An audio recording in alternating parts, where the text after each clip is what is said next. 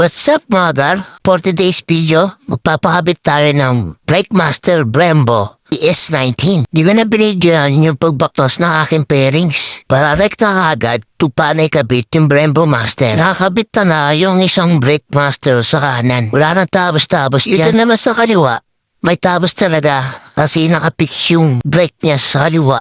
Kailangan talaga gamitin ng grinder para maputol yung lever. Pero yung nagaya ng side mirror niyan, di yan puputuri. Nandyan lang yan. Mga gar, kailangan buong loob niyo pa nagpakabit kayo nito. Mga ilang araw lang buwan, ibabreak nyo na yung stock nyo. Dahil di nyo trip solely. Para sa mga gusto magpakabit ng Breakmaster Brembo, tapusin nyo itong video na to hanggang sa huli. Para sa inyo to. Ay na mga gar, tanggalin na yung lever sa kaliwa. Sabi ko sa inyo, niiwanan lang yung nagaya ng side mirror eh. Kinabit yung Breakmaster mga gar, tinay nyo may para na ikinabit. Yung subukan ng mekaniko, umaluwag ba yung lever dun sa pagkakabitan.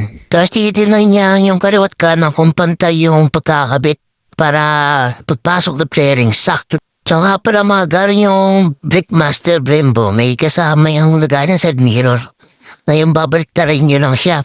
Pabaliktad para di sumabit sa flaring. Kinakabit na nga pala yung brake hose dyan mga gar. Kaso may problema, di maipasok. Kasi malit yung botos na pinagdadaanan ng cable. Kaya nga tabas ulit yan. Mababa pa ang video mga gar. Kaya huwag kayo kukurap. Para wala kayo ma-miss na detalye sa pagkabit ng Breakmaster Brembo. Tara!